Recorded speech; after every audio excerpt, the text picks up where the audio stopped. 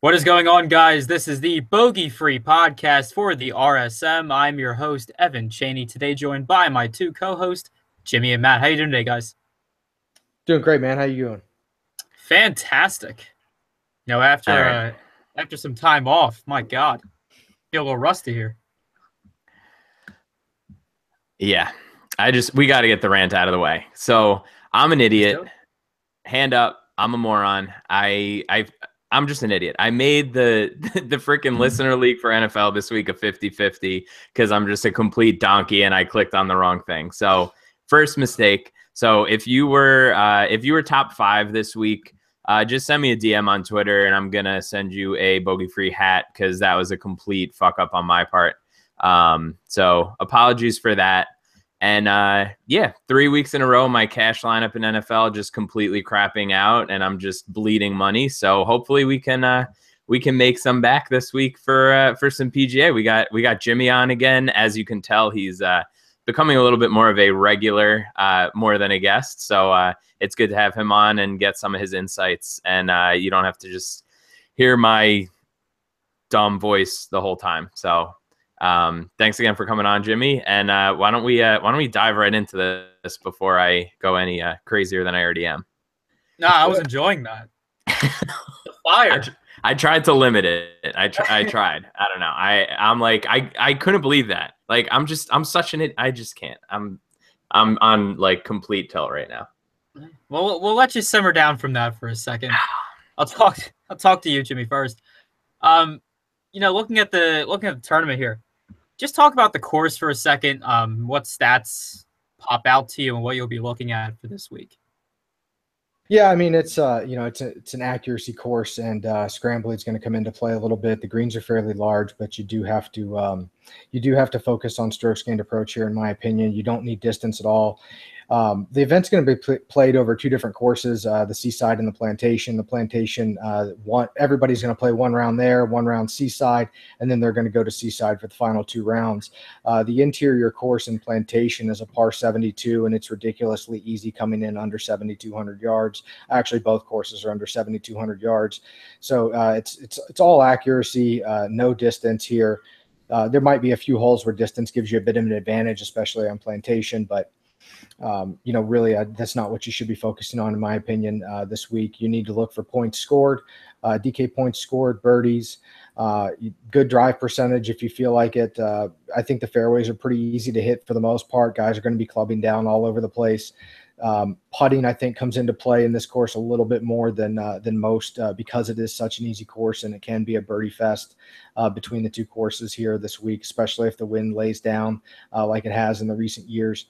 You'll have guys going pretty low on what are some short to mid range par 4s and some very gettable par 5s. So, what about you guys? Yeah, that's pretty much where I'm at right now. I mean, just pulling up the Fantasy National sort of course breakdown. Like driving accuracy is a solid 10 points above average. So you're looking at guys clubbing down a lot, like you mentioned. There's actually, at least on the Seaside course, there's 9 par 4s that are between 400 and 450. So I think if you can filter out some stats with that, you can find some interesting plays this week. Yeah. Going through that as well. And yeah, I mean, it's just it's a very interesting. I don't know. There's some interesting guys in the field this week. I'm curious to see your guys' take on everything because I think there could be some sneaky plays this week. So I guess we'll find out shortly. Yeah, so we'll segue into that because I think you guys pretty much hit the nail on the head when it comes to things that correlate to good performance here. So yeah, we'll get to our golfers now. We'll go to our 10K and up guys. So that will be Kisner, Kuchar, Harman, Brian, and Jessen Hadley. I've never seen Brian Harman that expensive. Is he really 11K? That's what the fall swing does to you. Oh, there's the beep. Oh, there's shit. The beep oh yeah, there it is. That's like the Jerry Bark. That's like the Jerry Bark of the Bogey Free Golf podcast, apparently. I'm not sure if it's good or bad yet. Wow. However, if I recall correctly, last week, or the last time we did this, Matt, it was on Luke List, right? And didn't he miss the cut? We did. So maybe that puts a damper on my Brian Harmon take. Yeah, I was Yeah, gonna so say rest in peace. this is like the anti-Jerry Bark then. Possibly. I mean, it is quite annoying, and it is a problem that my buddy hasn't figured out, or I don't know. I don't know why it goes off, but either way, it's occurring in the middle of our Last time I podcast here. checked, last time I checked, every time you hear mysterious beeping in your house, it never ends well. No, it's like a battery in a smoke alarm at 3 o'clock in the morning. You got to get a chair out and you got to get that thing down, and it's just like the worst thing that ever happens to you. I don't know if you guys have experienced it, but it's a pretty terrible thing.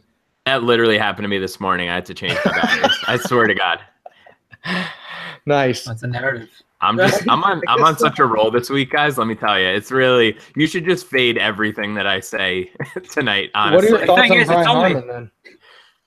See, it's only Tuesday. Yeah, now I'm all conflicted because I was like full fade on Harmon. Like I have no Harmon love this week. He rated out so crappy in all my models. I mean, just bad. I don't know. I see people talking about him, and I think that I understand why, but I just am not. I think it's more the price than anything else. I'm just not feeling that price for Brian Harmon. Especially when there's like reasonable guys. Like if this is the Puerto Rico Open and he's 11K, then I'm like, all right, fine. There's nobody else there. But I do think there's some interesting plays elsewhere. But what's the case for Harmon, Jimmy? Well, so I think the reason that he's rating out poorly in everybody's models, and I think it's going to directly correlate to the ownership percentage that he experiences, but the reason he's rating out terrible, what if I told you that the last event that most of these websites run stats for is the Tour Championship, where he finished 24th? And the three events before that were the BMW, the Dell Championship, and the Northern Trust, where he finished 40, 65th, and missed cut.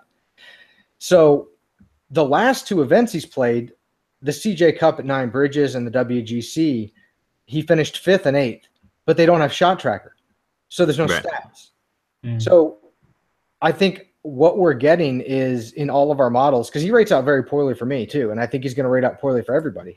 But I think what we're experiencing here is everybody looking out of context for the statistics. And I think when you look at the ownership and the tags, he's half as tagged as the other golfers around him at 7 on FanShare versus the others at 13 and 14 and 12. And then you've got, he's rating out at 4%, 5% potential ownership in Moosonomics here at Fantasy National. So I think this is, if you're going to be up top and you're not just going to fade the top 5 guys, which I think is probably the most viable strategy and where most people are going to go this week. If you are going to play a guy up here, I think it makes a ton of sense from a GPP perspective to play Brian Harmon. The other thing that's going to keep people off him is he's missed the cut here a bunch. Well, Brian Harmon showed last year at the U.S. Open and several other events that he can hang with the big boys and he's clutch when he needs to be. So if he likes playing at home and he shows up this week, I think he makes for the best GPP play just from a pure game theory standpoint. And most people are not looking at what his recent results are. We have no idea what his stats are recently. We just know he's finished 5th and 8th in fields that are better than the field they're playing in today.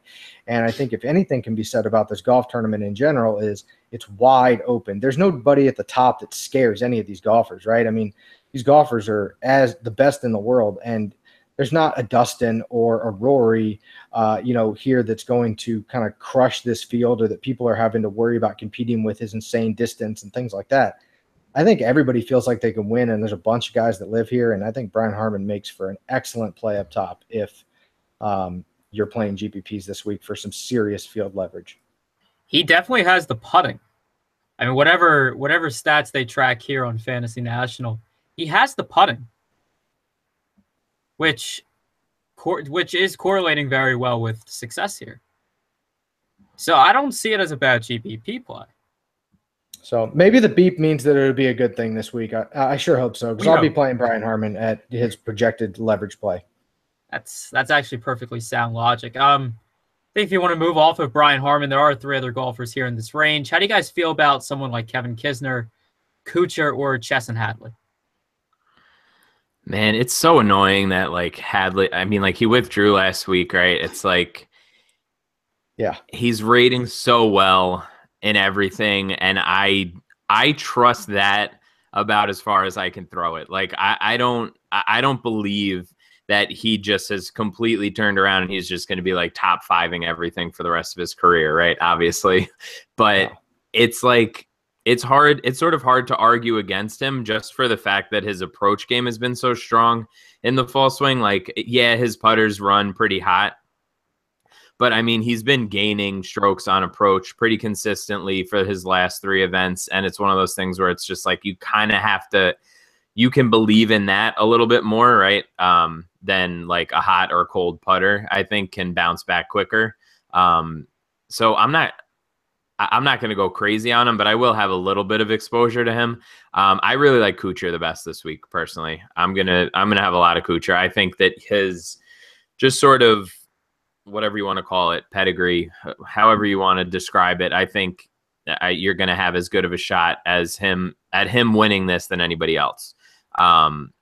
And I think, I mean, him and Kiz are sort of at the same fan share tags right now, but I don't see this range getting out of control, right? Like, Jimmy, do you, like, ownership wise, do you think that any of these guys are really going to go too high, or you think it's all going to be like the 9K guys? No, from a line of construction standpoint, I think it's going to level out except for Brian Harmon. I don't think anybody's going to go like seriously over 20%, 25% at the most, just because the bottom of this field sucks. It's a bit of an expanded field. They give, they open it up a little bit because they use 2 courses so they can take on a few extra guys and give a few extra guys shots at cards and, things like that going into the, coming into the new season. So it is a bit of an expanded field from what you normally see. So I think it's just wide open. But generally at the bottom of this field, you don't want to be rostering folks. So I think the popular strategy is just going to be to drop below this, 5-digit salary range and get into the Ollies and the Webbs and the Howells. I mean, I think Howell and Haas and Simpson are going to be your 3 highest owned golfers of the week. And if ownership's going to concentrate anywhere, it's going to concentrate on those 3 guys just below this range, in my opinion. Yeah. I think I'm at the point where it's either just I'm completely doing that and ignoring sort of these top 4, or just going all in on one of them and hoping for the best. I think that's kind of Brian Harmon. No, it's not Brian Harmon. You heard the beep. Stop it. Hey, you want to go in on Brian Harmon. That beep's got to mean something. This probably means that I'm terribly wrong and we'll just be burning money this week. It worked out really great for Luke List last time we heard that beep. Sometimes the greatest experiments are expensive. That's true. Nice. But yeah, so we'll drop 5-digit range. I'm sorry, go ahead. No, I was going to say we're going to drop to our 9K range here. So this includes Ollie, Webb, Charlie Howe, the third, Bill Haas, Zach Johnson, and JJ Spawn.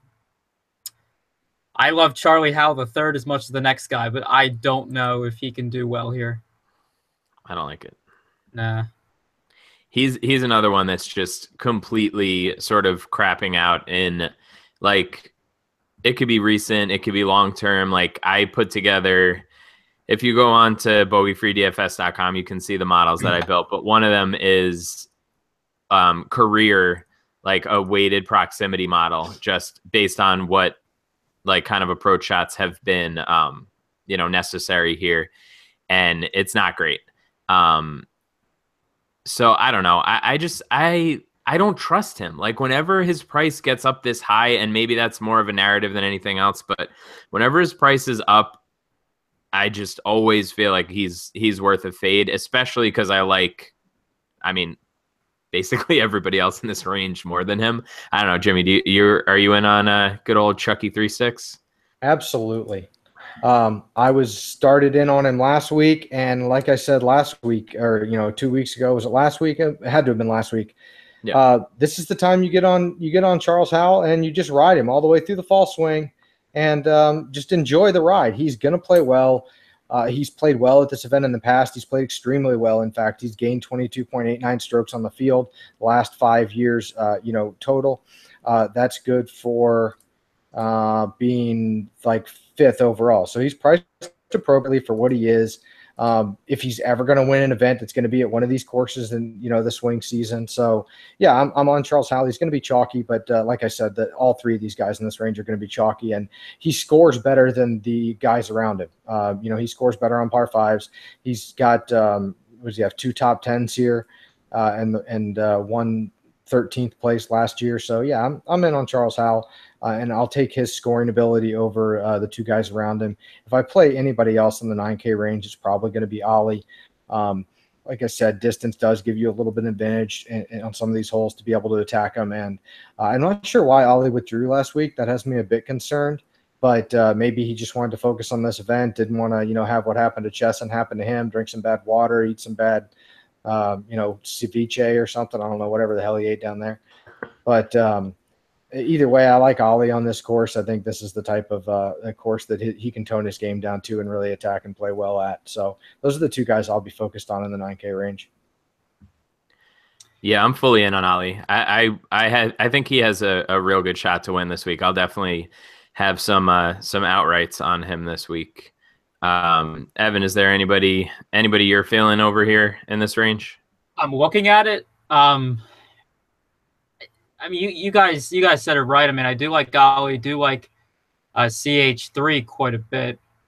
Maybe some Bill Haas, because he does get greens in regulation, which does you well here, and he's an accurate driver.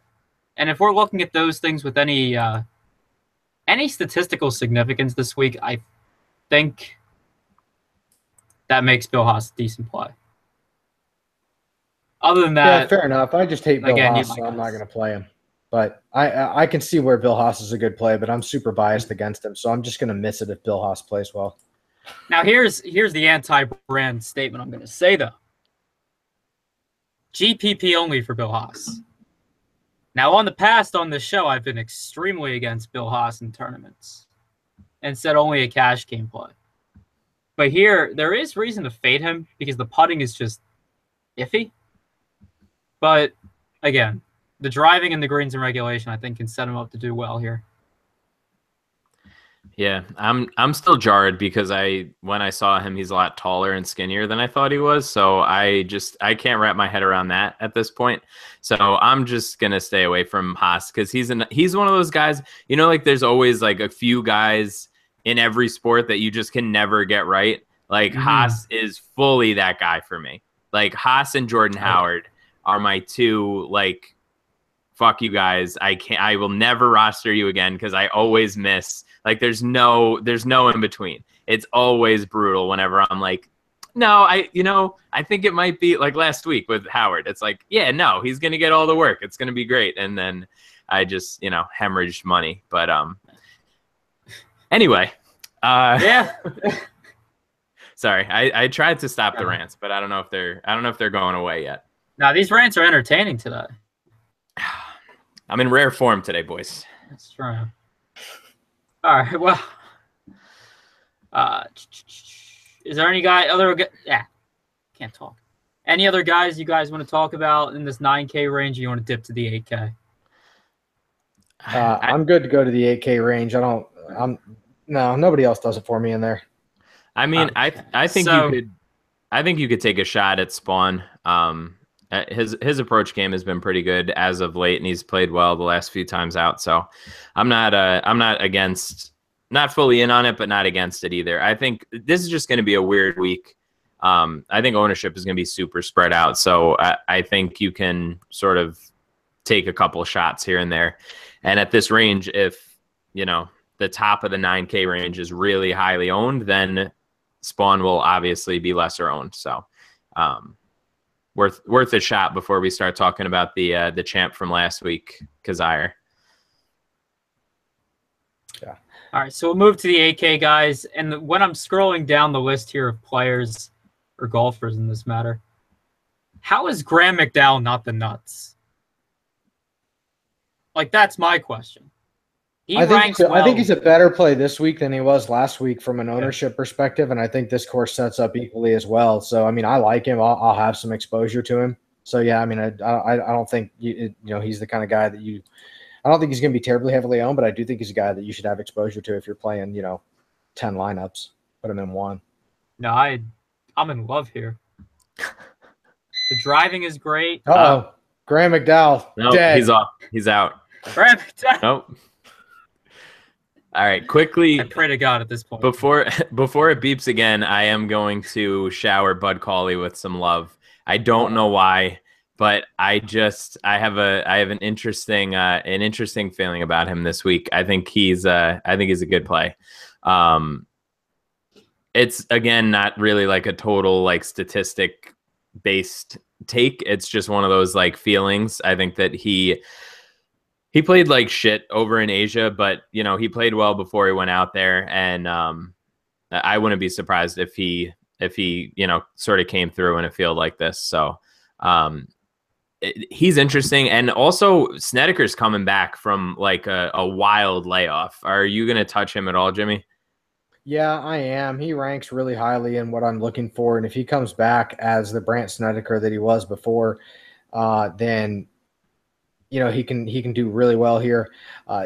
He's a little older. It takes him a little longer to heal. I'm just hoping he comes back in competitive form. It's a big risk, but it's just a GPP perspective this week for me. I'm going to have at least probably 10 to 15, maybe 20% of him.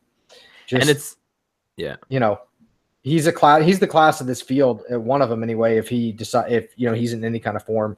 So yeah, I mean, I'll have 1-2 lineups with him probably, but not a ton. But I will. I'm not going to miss the boat on a great leverage play.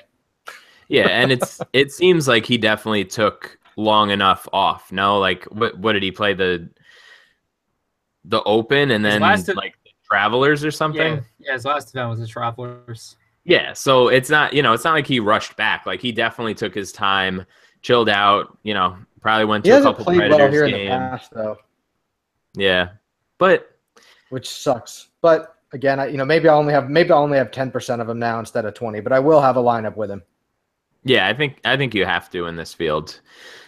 Outside of that, I mean, a couple other guys that are just sort of rating well in my models, and I would love to get some clarity here with you guys. Jason Kokrak too is an interesting name for me this week. I mean, you kind of don't really think of like driving accuracy with Kokrak, obviously. But he's actually rating out pretty high in just approach game in general. Over his last few tournaments. So Jimmy, you got any Kokrak love, or are you staying away? No. Nothing? That does not make it move for me at all. I am. I'd rather play Will McGirt over Kokrak here. But I will be playing Scott Brown and Ryan Armour rates really high for me again. I was on him when he won. I'll be on him again this week. But no, sorry to rain on your Kokrak party, but I'm just not there. I can see the Kokrak play. I can definitely see it. He's really strong in greens and regulation. Gets the drives. The putting is just an issue. Putting is a huge issue. But if he can get over that, he can do something. We'll see. I don't know. Me and Jimmy have never been this far off before, so one of us is going to be very right this week, and it's probably not going to be me based on the last few weeks. So the way you've been running, who knows? Maybe this is your get right spot, and the beep is going to screw me with Brian Harman. There you go. Yeah, I was going to say that beep. That was a lot more. So it's pretty soon. And I mean, you brought up Ryan Armour too. He's just smashing all the models that I built for like recent long term. It doesn't even matter. Like it was actually surprising how well he rated out in some of like my long term course fit stuff, because you figure like he's only been playing for a little bit. Yeah, it hasn't really, he hasn't really like lit the world on fire except for the last actually not even last week, right? A couple weeks ago, and then a month ago he won. So just thought that was interesting too. He's number one overall in the like average weighted models that I built. So definitely somebody to consider. And right under him you got Party Marty. So I know that's Evan's favorite, right? You know it. All right. Scott Brown. No, I heard Scott Brown, and I'm just thinking he's probably going to be leading after the first round. Always. Oh yeah, he normally does. I think he must have been like born on a Thursday. He had to have been. Yeah. Like something had to happen for someone to be able to be so good one day of the week at their sport and then just be like mediocre the rest. Yeah, but this is a good course for him, and he's been in good form. So I think he can do better than first-round leader, although I do agree with you. I think he will be a first-round leader this week probably. I just think he maybe carries it through, maybe pulls a kizzy like last week and carries it all the way through. I like Scott Brown to really show up this week. He's played well recently. He's played well here in the past. So I'm about some Scott Brown. I'm kind of a sucker for him. So I like his chances better than not to maybe make this one of his few tour victories. I think he's won in Puerto Rico before. So the same type of field, same type of event. Mm. All right. I think we talked about our 8K guys, right? Unless there's anyone else worth mentioning here. Not for me. All right. What are you saying? Nope. Not for me. All right. So we have our 7K guys. We start off with Sean O'Hare at 7,900. We work our way down. Who are you guys liking here? I mean, I heard some rumblings of Ryan Armour earlier. Yeah, Ryan Armour. We just talked about him, so I mean, I'm a fan. Yeah. He'll play well, I think, this week. Chris Kirk's interesting, former winner here. I think I mentioned it to Matt a couple weeks back that I think Chris Kirk has a resurgent year in general. That could start here. I think he just wasn't his best last year, and I think we're going to see his former self kind of a bounce back year again. So I like his odds at this event. Stuart Sink's an interesting bounce back. I know that broke your heart last week, Matt. I'm sorry about that. You're nicest golfer, and you're sort of your childhood hero. It sounded like, and he let you down. He did a little bit, but this is the perfect week to get right back onto him though, right? Like if he does anything this week, so many people got burned by him last week. It'll be a great play. So I'm all right with that. He did that for me. He was like, you know what, let me disappoint everybody. And then I know you're going to stick with it and you're going to stay with me. So he knows that he's got me in his back pocket. So I'm always there. Like the Garrett Selleck of this week. Oh, fuck it. Don't even fucking get me. You know what? No. Because fucking A. Like, okay. Okay, people. You got your punt tight end right. Can we just move on with our lives? No, fuck that guy. Because legitimately, even with Antonio Brown being a completely worthless piece of shit this week, I still would have had a King of the Beach ticket if it wasn't for Garrett Selleck's touchdown. Oh. I am not happy with Garrett Selleck. This was the worst fucking week ever. Like, it was so bad. I can't. That's brutal, man. My apologies. Sorry I brought that up. I hit a nerve. I'm sorry. I apologize. I will move on by I'm very emotional right now, Stewart, Jimmy. I'll repent here by saying that maybe Brian Stewart's a good play this week and that it'll be my GOAT play of the week because it's probably going to come back and bite me. But so maybe that'll be my Garrett Selleck this week. I'll go in with Brian Stewart, and you can all laugh at me the next time we come back on the air. Now, what gets you on him though? TPC Louisiana, the same course that Jamie Lovemark played well at. That's a shorter course. Needs a little bit of scrambling. Needs a little bit of putting. Distance doesn't mean anything really, and it's all about the approach game. Jamie Lovemark's played well at this event 2 years in a row, even though he doesn't weight out statistically as very good. Brian Harmon hung with him right there Brian Stewart. See, I'm going to play the Bryans this week, Brian Harmon and Brian Stewart in a stack. Brian Stewart hung right there with him. He's played above his grade on courses that are too long for him. So I think this course fits in nicely, and he's kind of a sleeper. He's not going to be highly owned, and I'm just playing GPPs this week. So that's where I'll be looking. And he's right there in the middle of some guys that are going to garner some ownership in Wee Kim and Streelman. Siwoo Kim's also going to pick up a bit of ownership below him. So I think he makes an interesting pivot.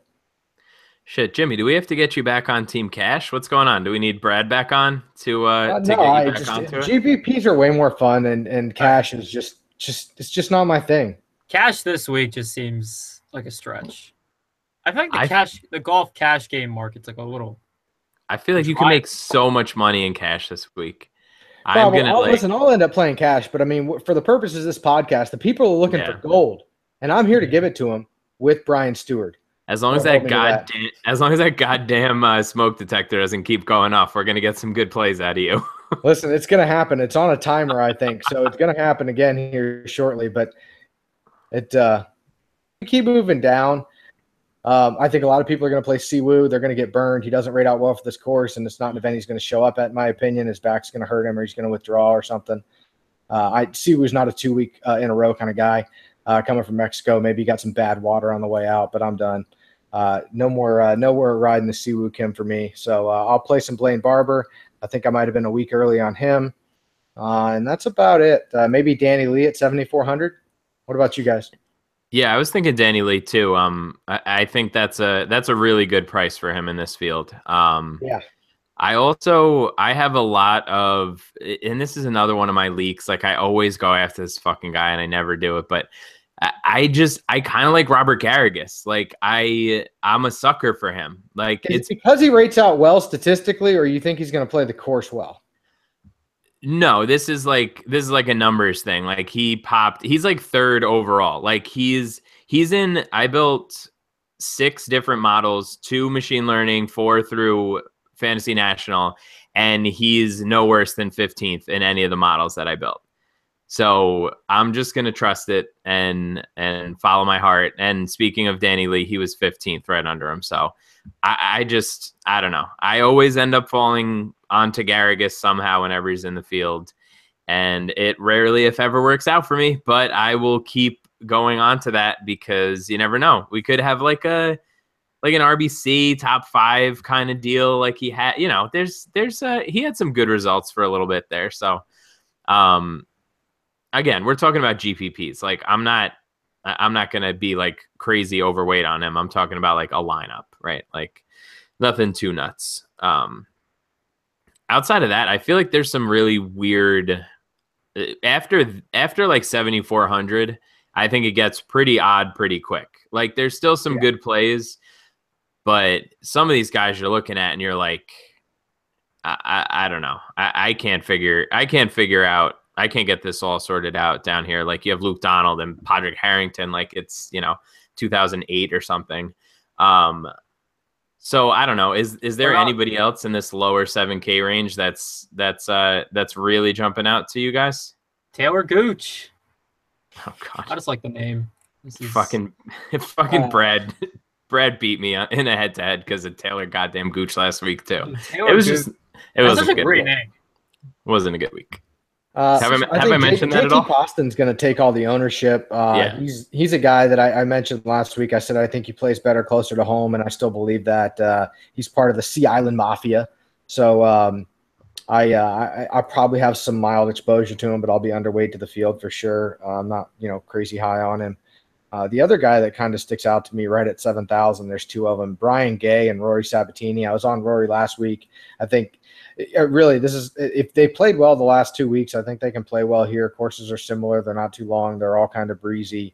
You need to score well. They all kind of fit. Brian Gay's got a good wedge game, good putter, shows up, in some of these type events. Also, I think Brian Gay showed up at TPC Louisiana as well. I think that's a good corollary course in general. So, I'll be playing a little bit of those too. And like you, I think it gets pretty weird pretty fast. I'm not a huge fan. Maybe Luke Donald, 7,300. I could see that. I think he has a bit of a resurgent year. Kind of started last year. So, I could see maybe a little sprinkle of Luke. But yeah, it's kind of I think in general, it's still like wide open. Even, some of these guys down here, if you're feeling it, play them. But those are the only guys I'll be on. Mm-hmm. Any Kevin Tway? Is Kevin Tway someone we're looking at here? Especially Always. You, Max. Yeah, I mean, I know you love Kevin Tway. If you like, I like Ollie, so I have to like Kevin Tway because they're kind of the same player. Yeah. Exactly. Just take all the savings. You got like an extra, 2,800 to spend, and just play and just count money this week. It's perfect. Yeah, that's a good point. It's a good point. I love Kevin Tway. Have I mentioned that at all? I'm a fan. He's got fantastic hair. Oh, the best. The best hair. It's like fake. Like, it's like costume, like Halloween costume hair. It's like, how is that even possible? Uh-oh. Fuck. That's awful. Way. I don't even know how. I didn't even go off.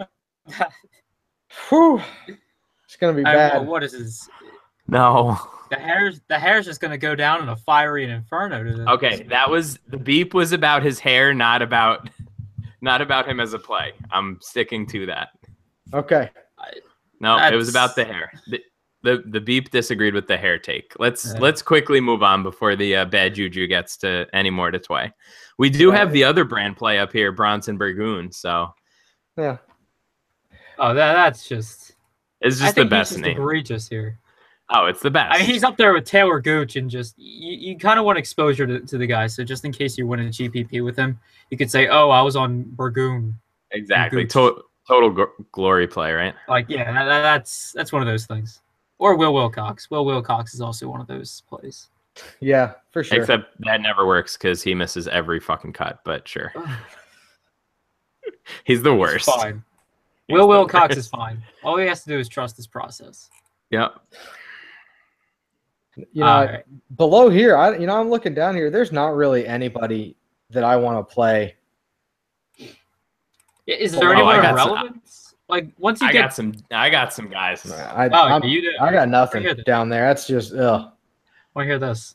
We gotta if I want to load up on Kuchar, I gotta find some of these guys, right? So I'm thinking a ton of Seamus Power because that always works out well for me. So I'm just gonna keep going back to that well until it works one time. I really do think like legitimately he's a good play this week. But what do I know? I don't know. I like Seamus Power down here. Again, I'm talking about like a lineup, right? Like nothing too crazy. Ass Wagon is down here. You gotta like him a little bit sometimes. I mean, there's I don't know. That's kind of it actually. Oh, Norlander. Norlander was the other guy. Yeah, I can see Norlander. I think he's worth a shot. But outside of that, I think this is like disgusting. Like, yeah, pretty much under 7,500. There's like 3 like legitimately playable guys. That's pretty much it. Yeah, it's just I think the popular strategy is going to be fade the 5-figure guys and stick in the above 7K range and make more balanced lineups throughout the 9K range. So, that's why I think that what people are going to do is fairly well known this week. So when you can find some ownership leverage plays, I think it's probably important to act on those this week, given the size of the GPPs and what we're trying to do. So that's my GPP sort of game theory rant for everybody is, we kind of know what everyone's doing, which is kind of mid range. So if you can take your shots in the upper range or the lower range and you have confidence in them, I think you go with that and, might land you a big GPP this week. Yeah. If you hit the right 10K and up guy, I think you're in good shape this week. It would have made me so happy if the beep happened right when you said that again. Like nothing would have made me happier.